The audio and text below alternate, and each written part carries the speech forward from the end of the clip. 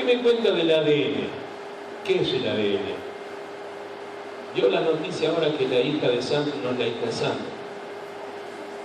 Hicieron un análisis de sangre, el ADN, y se descubrió que no es la genética de la persona por la cual él dice que era su papá. La mejor manera de descubrir a una persona es su sangre, por eso se le dice el ADN, ¿no?, de la persona. La genética es lo que comprueba si eso no es padre o madre de determinada persona. Y esto es lo que nos permite también a nosotros no solamente conocernos como personas, sino que nuestra descendencia tiene nuestro ADN, nuestra genética. Entonces yo quisiera hablarle del ADN de la Iglesia, porque hay un ADN de la Iglesia. ¿Cuánto dicen? ¿Quién es el Padre de la Iglesia? Jesucristo, el fundador de la Iglesia. Somos hermanos en Cristo, pero también Él es la primicia de la presentación ante Dios como hermano mayor, y nos presentamos como la Iglesia de Cristo. ¿Y cómo se nos identifica que es la Iglesia de Cristo? Tenemos el ADN de Cristo. ¿Cuánto dicen amén? El Señor nos va a hacer a nosotros un análisis y va a decir, son hijos de Cristo, son descendientes, pertenecen a la Iglesia de Cristo. Maravilloso.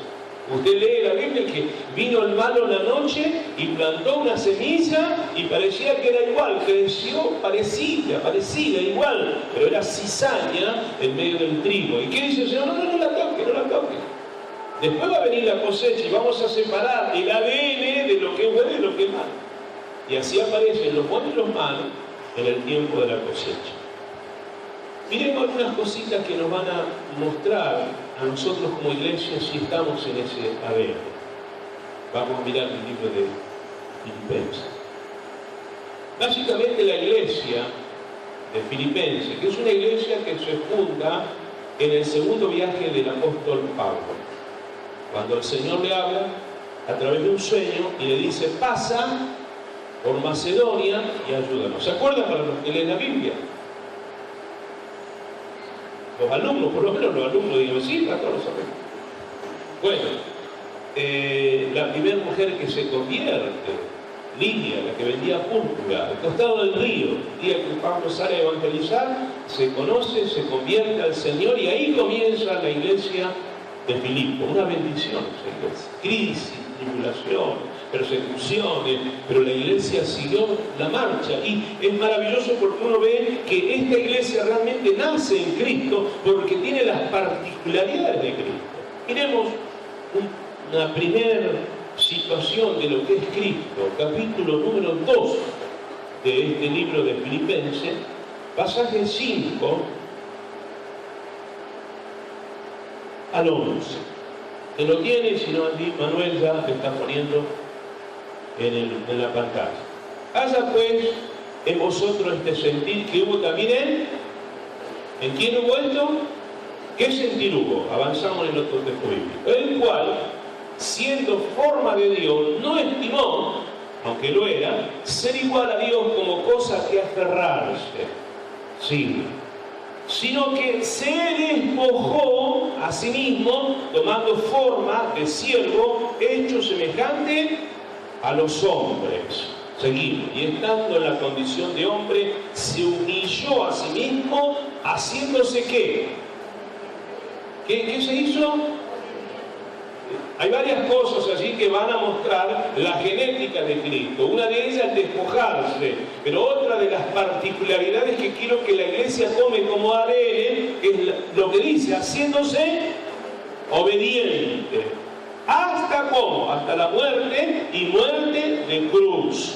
Ahí nomás, Emanuel, porque después viene lo que Dios hace en la vida de Jesucristo. Pero ahí es cuando usted ve, esta es la persona de Jesús. Siendo Dios, dejó su posición de Dios, aunque continuó siendo 100% Dios, nunca utilizó su deidad como Dios, actuó como hombre. ¿Por qué? Porque dice la Biblia, se hizo semejante a los hombres. ¿Y dónde aparecen algunas cualidades del Señor? El despojarse. Lo otro, la obediencia de Jesús. Así que miramos a uno llamado Epafrodito, capítulo 2, pasaje 27, porque esta es la iglesia de Filipo, que se parece a la iglesia de Churruca. Es como que uno dice, mira, ya escribieron de la iglesia de Churruca. Sí, la verdad. Dice, pues, en verdad estuvo enfermo, a punto de morir. ¿Quién era este? Epafrodito. ¿Me bajaron el volumen o me parece a mí me están jugando? ¿Qué dice? Pero Dios tuvo misericordia de él, y no solamente de él, sino también de mí, porque yo no tuve tristeza sobre tristeza. Este muchacho, Epafrodito, que tenía la genética de Jesús, tenía la capacidad de servir como Jesús vino a servir. Porque el Señor le está hablando a través de Pablo a la iglesia de Filipo, le dice, haya la naturaleza de Cristo en vosotros, que aunque tenía capacidad de divinidad y era la deidad de él como Dios, se despojó, obedeció hasta la muerte. Y este hombre, que era de la genética y del ADN llamado Epafrodito, estaba a punto de morir por servir a Dios. Él trabajaba hasta el cansancio, no le importaba nada, y tenía una carga por la iglesia impresionante, por la gente, por las almas. Es impresionante cuando uno me dice, qué iglesia maravillosa, que estaba dispuesto a hacer lo que sea para estar en la iglesia, para servir, para atender a la gente, para disponer su tiempo, más allá de sus fuerzas, porque la realidad es que físicamente cuando se sentía mal, él estaba mal porque no podía servir.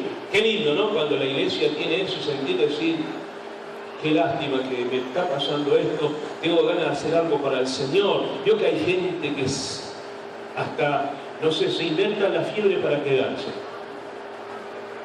No hay acá eso, por supuesto, diciendo, estamos hablando de la iglesia de Churruca, que ya vivía en el tiempo del apóstol Pablo. Gente que estaba dispuesta a entregar su vida porque tenían el ADN de Jesús. No solamente hasta la muerte, como el caso de Epafrodito, sino también Pablo habla del ejemplo, el ejemplo de vida. Capítulo 3, pasaje 17 de este mismo libro, el apóstol Pablo le dice a la iglesia, porque él era el padre espiritual de la iglesia de Filipo, le dice, hermanos, sed imitadores de mí y mirad lo que así se conduce según el ejemplo que tenéis en nosotros. Es decir, Pablo tenía autoridad, porque él le dice a la propia iglesia de Corintio, sean imitadores de mí como yo de Cristo. ¿Podemos tener el ADN del Señor de ser igual a nuestro Señor? Sean imitadores de mí, tener la autoridad de hablar a una persona y esta persona dice, no sé qué tengo que hacer en la iglesia, soy nuevito, tengo algunos hábitos que no son muy buenos, la verdad que tengo un vocabulario que no es genuino, no sé cómo tengo que orar, no sé cómo tengo que hacer lo otro, y usted le dice, imítame a mí. El ADN de la iglesia, me tenés que imitar a mí, porque hay gente que usted le trata de explicar, yo los chiquitos, el caso de mi nieta, me imita todo lo que hago. Es un peligro. Así que hay que tener cuidado porque está en la etapa que todo lo que ve lo practica. Si se cruza los brazos, ya cruza los brazos. Están mirando y así aprenden a hablar y así aprenden a conducirse en la vida. Mi nietito Nacho lo ve a su papá trabajando con los autos, lijando, entonces él también va con una lija y está. Por lo menos digo, va a salir trabajador. Imita lo bueno, ¿no? Entonces, cuando uno comienza a considerar cuál es el ADN de la iglesia, Cristo, y cuál es el ejemplo de Cristo, que se despojó a sí mismo, que fue obediente hasta la muerte, y tenemos un hombre llamado Epafrodito que fue igual, y un Pablo que dice, sean como yo. Este debe ser el ADN de la iglesia de Cristo Rey. La iglesia no solamente era imitadora, sino también participaba de la tribulación. Esta iglesia de Filipo, capítulo 4, pasaje 14, Pablo le va a hablar a la iglesia.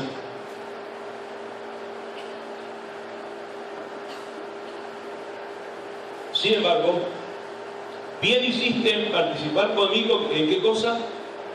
En mi tribulación. Pasaron tribulación Pablo, porque a Pablo lo persiguieron. Pero no solamente a Pablo, sino a la iglesia de Filipo lo persiguieron.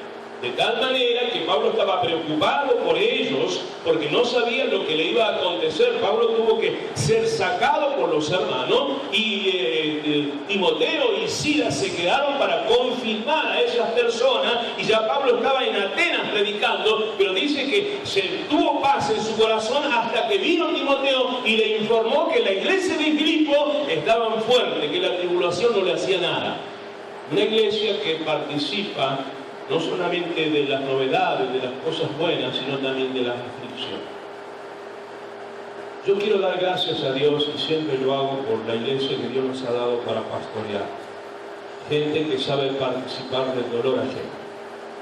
Hace no más de 48 horas, Oliver, el nieto de Carlos Lisi, salió de terapia intensiva. Milagrosamente, me dice Carlos, milagrosamente salió de terapia intensiva. Y la Biblia dice, la iglesia hacía oración sin cesar. Esto es participar de las tribulaciones, ¿no? Cuando uno entiende o oye que está pasando una necesidad, nos metemos, y no solamente en el hecho de orar, sino también de dar, porque esto es bueno también. Otra vez tengo que agradecer al Señor. Creo que tiene mercadería Griselda hasta que se vuelva al campo. Es una bendición. Cosas que no pedí trajeron. Me pone feliz. Me pone feliz. Cuando veo esto, digo, esto es maravilloso, que la iglesia sea participante de las tribulaciones y de las cosas buenas. Entonces, cuando usted lee esto, dice, vamos por el buen camino, porque el que siembra cosecha. El que abre su mano va a recibir medida en abundancia. ¿Sí? Usted conoce la palabra. Sabe que Dios no es deudor de nadie. Entonces, este es el ADN que debe estar en nosotros. No podemos ser indiferentes al problema de otro.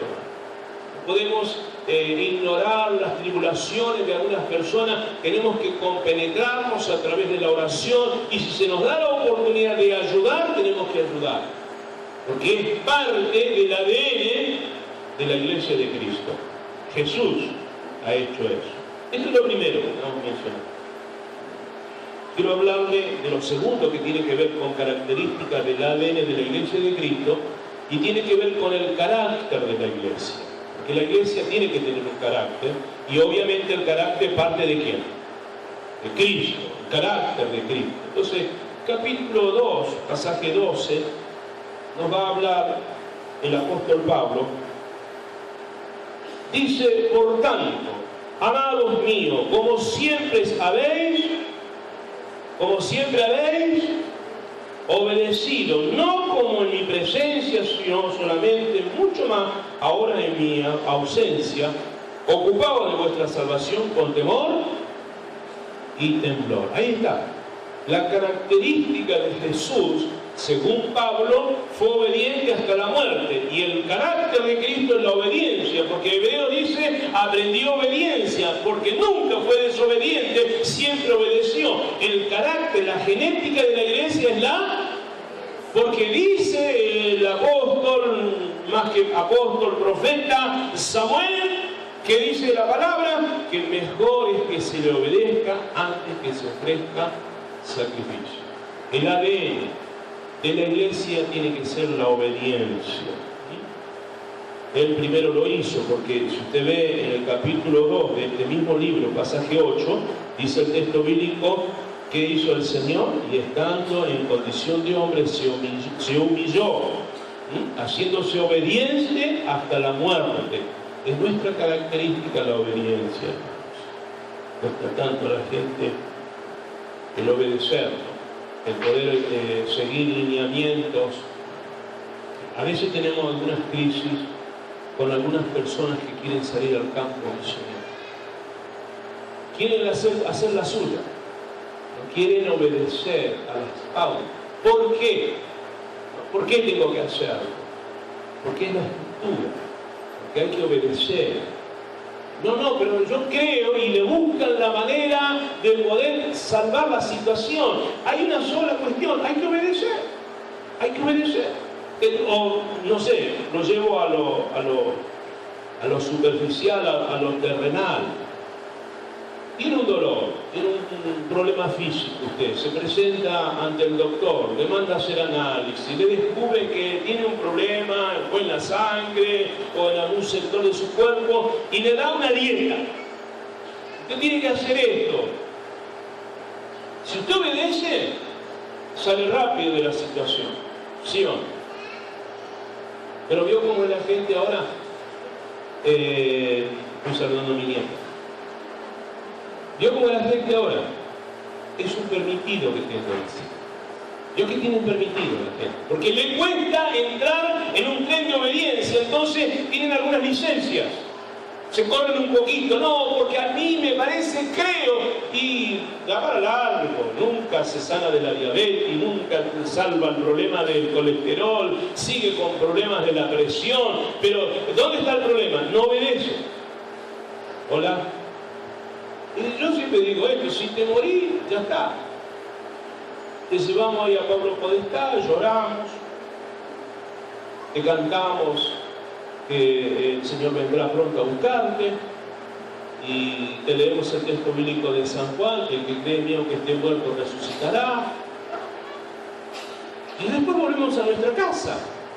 Estaría bien eso. Ahora el problema es que te queda medio piritití. ¿Qué problema para tu esposa o para tu esposo? Tenía un miembro de la iglesia que partió con el Señor. A él le gustaba comer todo lo que sea grasa. Y comía grasa, no era broma, grasa y todo lo que pudiera producir colesterol, venga que yo lo como. Hasta que un día le agarró un golpe de presión y me lo dejó la mitad del cuerpo paralítico. Impresionante. Lo tenía que cargar 2 o 3 veces en la semana y llevarlo al hospital Castec. En ese tiempo no estaba el Ocalán. Lo tenía que llevar al Castec para que le hagan rehabilitación.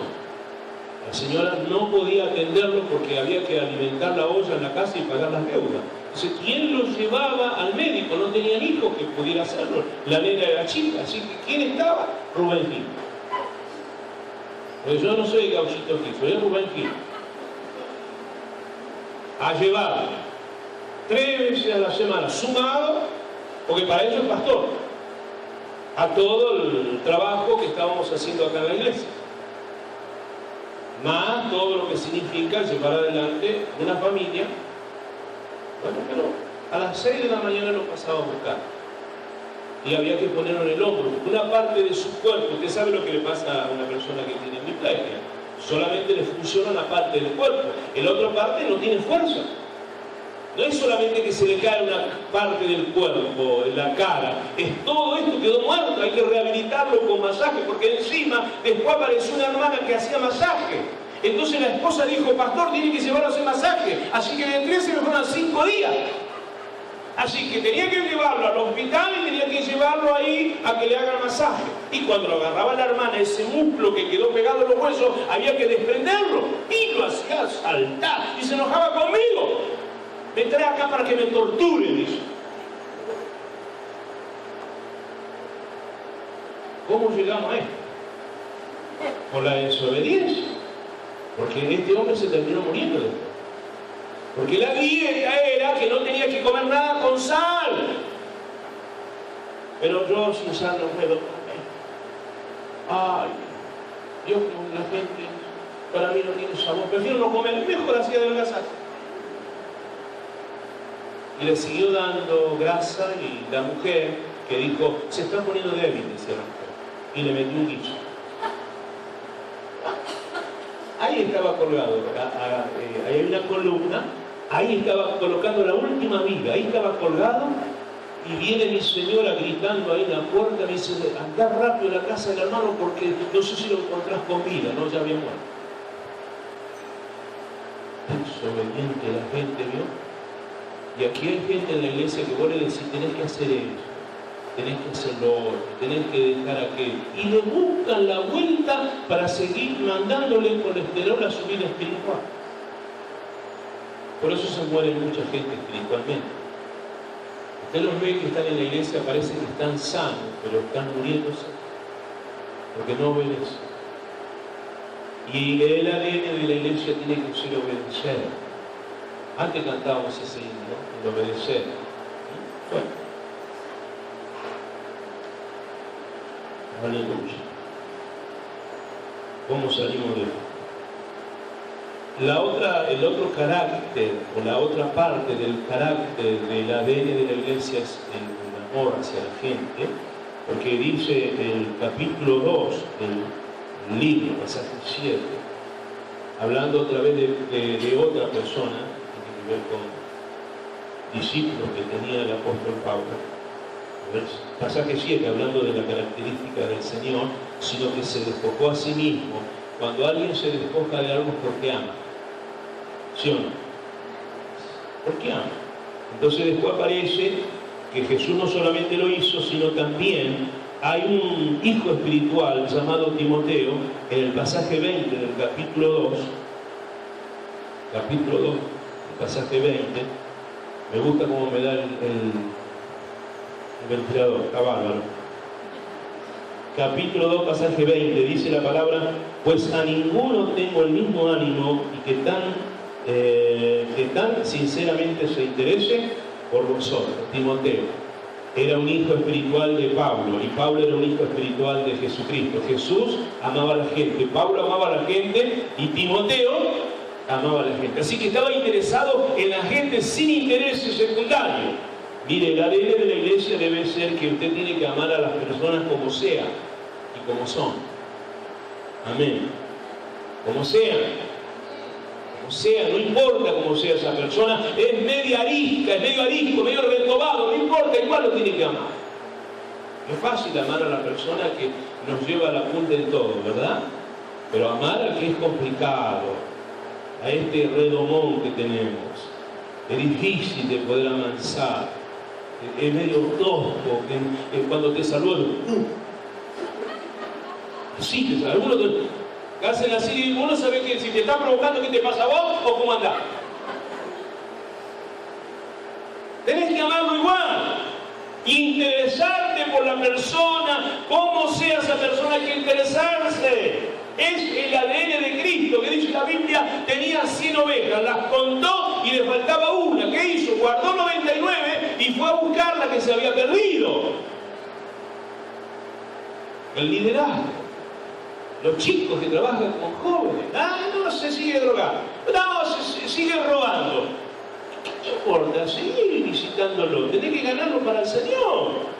No, ya conoce. ¿Qué conoce? Porque se bautizó, porque vino 4 reuniones, porque se fue de encuentro y lloró un poco, ya está. No, es el comienzo de la vida cristiana. Hay que interesarse por la persona.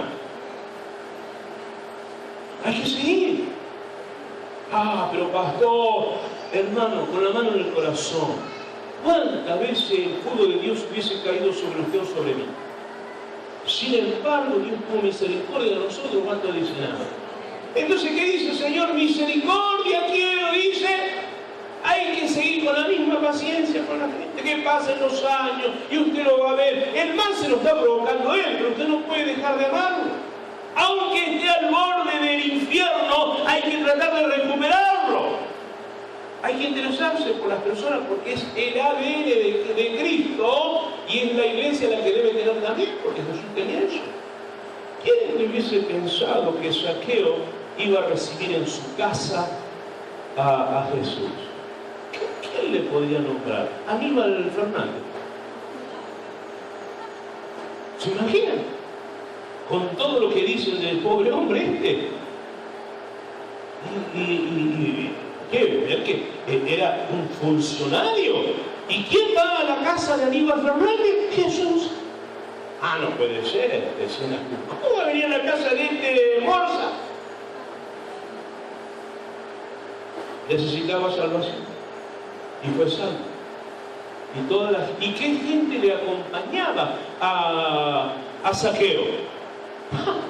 No eran funcionarios públicos también. De los que meten la mano en la lata. Eran cobradores de impuestos. ¿Y qué chicas había ahí? No había graduado de la universidad. Sin embargo, Jesús entró ahí porque se interesaba por la gente. Mi amado. Los maestros quieren ser maestros de habla. Usted se tiene que meter en las villas. Se tiene que trabajar en la calle. Tiene que hacer su trabajo. ¿Cómo? No, acá tengo miedo de entrar. Ah, mira qué bárbaro. Tengo miedo que me pase algo. Ahora viene Nicky Cruz, el que era el pandillero de las tribus urbanas, los Mau Mau. Va a estar en Quilmes. Está haciendo una campaña. También ese hombre llamado David Wilkerson, que fue el que lo ganó para Cristo, tuvo que sufrir el desprecio de ellos, pero hoy miles de personas conocen a Cristo a través de Nicky Cruz y tantos otros, porque hubo un David Wilkerson que se paró. Y hay una persona que ha levantado una iglesia que tiene cerca de 30.000 niños en Estados Unidos. ¿De quién es este niño? Se llama el libro. Y ellos salían a buscar en colectivos a los chicos para la escuela bíblica, para trabajar con los chicos. Ninguna iglesia quería recibirlo, cuando tenía 11.000 miembros, niños, porque rompían toda la iglesia cuando venían los pibes. En esas idas de buscar a los chicos, en uno de los departamentos de 4 pisos, una de las maestras fue tomada por una pandilla y violada. El riesgo que pasaban, pero no menguaron, siguieron ganando chicos para Cristo. Lo tercero y lo último, para meternos un poco, para que le pegue el corazón de la iglesia tiene que ser un corazón generoso. Porque el pasaje 14 del capítulo 4 dice: sin embargo, bien hiciste en participar conmigo. Cuando habla de la generosidad de la iglesia, el corazón que tenía la iglesia, no era así el resto de las congregaciones. Agradezco a Dios que tengo unos amigos pastores que les cuesta mucho dar para la obra misionera. Son muy tacaños. Les gusta gastar en la iglesia miles de pesos, pero cuando vos le hablas de la obra misionera, no le voy a dar nombre. Pero el día que vino el hermano Satirio y nosotros hablamos de todo lo que son las banderas y a dónde está nuestra iglesia plantado, le nació en el corazón a uno de ellos el deseo de poder abrir seriamente el departamento de misiones en su iglesia y caminar sobre la razón de dar. No sé si en este fin de semana o el próximo fin de semana alguien tiene que ir a inaugurar el departamento formalmente, porque quiere que sea el ADN de la iglesia enviar misioneros y apoyar la obra misionera. Le producimos un impacto, ¿no? Qué lindo, hermano, cuando el corazón contagia a otros, le motiva a otros a que puedan dar hacia la obra del Señor. Por mucho tiempo Liliana ha estado trabajando con el departamento del MASEA para lograr sustraer algo para ayudar a la obra misionera. Imposible, porque la iglesia de Argentina está entretenida en otras cosas, pero usted no sabe que Liliana es muy persistente. Es persistente. Y es persistente. Y es persistente. Y va a llamar, y va a hablar, y usted se va a enojar, usted va a llorar, usted va a gritar, y le vuelve a preguntar lo mismo, y le vuelve a preguntar lo mismo, y lo va a hacer. Y está manejando la familia de 10.000 kilómetros. Desde allá maneja toda la familia. Es así, persistente. Y esto ha logrado de que en este año, en el MASEA, que está terminando este año, se pudiera dar un taller de misiones. Y ha despertado y ha impactado a muchas iglesias. Y esto es bueno. Este es el ADN de la iglesia, que contagia a otros para que tenga un buen corazón. Vamos por el buen camino. Gracias a Dios. Usted me entusiasma mucho, me motiva. Segunda de Corintios, capítulo 11, pasaje 8 y 9, Pablo le va a hablar a la iglesia que tenía todo, pero le faltaba lo más importante, que era justamente la riqueza de Dios.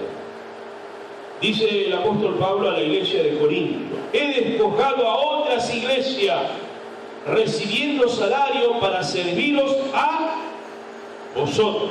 Y cuando estaba entre vosotros tuve necesidad. A ninguno fui carga, pues lo que me faltaba lo suplieron los hermanos que vinieron de él. Son estos. Y la iglesia de Corintio era una iglesia rica. Sin embargo, la iglesia de Filipo era la que ayudaba, la que sostenía. Porque la iglesia de Corintios tenía, usted puede leerlo con tiempo en su casa, Primera de Corintios habla de los dones que tenía la iglesia. Pero les faltaba un don, la gracia de dar. Es como muchos de la iglesia de Argentina, permítame decirle algo, hermano. Yo sé que las cosas van a ir bien a partir del 2016 para la gente que tiene plata. Pero usted y yo nos va a ir bien porque nosotros estamos vacunados, estamos dando a la obra. Y nunca he visto, dice, justo mendigar pan, ni a su simiente, dice David. Y yo lo digo porque es así. Dios le va a bendecir. Y la Iglesia Cristo Rey para el próximo año tiene la visión, que después se la vamos a decir ya, pero le vamos adelantando, año de expansión. Es un año donde vamos a expandir en todos los aspectos, localmente, hacia el interior y hacia afuera del país también. Es año de expansión para la iglesia y es año de crisis para la nación argentina, porque Dios va a tratar a su nación, a la nación argentina, porque cuando tuvo no supo dar. Entonces ahora le viene el apretar a la gente, pero como esta iglesia ha sabido lo que es el Salmo 126, acompáñeme, porque es lo que es la iglesia de Cristo Rey. Salmo 126, usted lo conoce, pero el que no lee la Biblia lo escucha. Dice el pasaje número 5: los que sembraron con lágrimas, con regocijo segarán. Irá andando y llorando el que lleva la preciosa semilla, mas volverá a venir con regocijo trayendo su gavilla. Cuando llevo el dinero de la iglesia al departamento de misiones, que son muchos miles, se me caen las lágrimas. Porque hay mucho para hacer en la iglesia y hay mucho para extendernos. Pero ahora digo, nos gozamos. Que usted no lo conoce y yo lo conozco, lo vi una sola vez. Va a venir acá el día, en este mes de diciembre, el 15, cuando viene el hermano Escobar, él va a estar acá en medio de nosotros, usted lo va a conocer. Es chiquitito así. Es sobrino de la hermana Alicia Gerdau, me vengo a enterar ahora. No sabía que era. Él me decía ella que tenía un pastor, el sobrino allá en Caleta, pero no, al final después dice, es mi sobrino. Ah, mira, tenemos una comunicación bárbara con él. Pero el asunto es que este muchacho tiene una obra que quiero contársela. Atiende a chicos discapacitados. Entregó su casa. Entregó su casa, como no podía edificar, dio su casa y su casa hoy es el centro de rehabilitación para niños discapacitados.